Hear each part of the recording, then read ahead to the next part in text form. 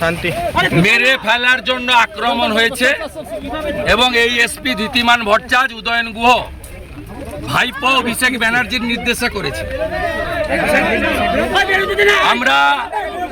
আমরা এর কাছে রিসিভ করিয়েছি বরেন বর্মন, নিখিল রঞ্জন দে এবং সুশীল বর্মনের উপর যে হামলা তার সিডিও জমা দিয়েছি আর রিসিভ করিয়েছি।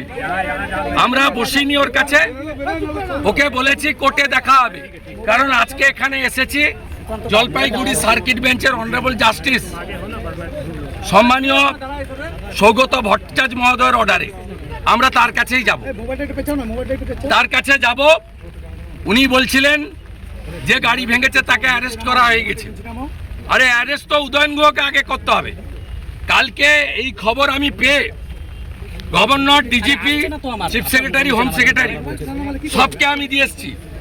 2021 সালে অনারেবল জাস্টিস রাজশেখর মান্থার দুটো অর্ডার আছে, কমিউনিকেট করেছে আমার লয়ার, তারপরেও এই জিনিস করেছে।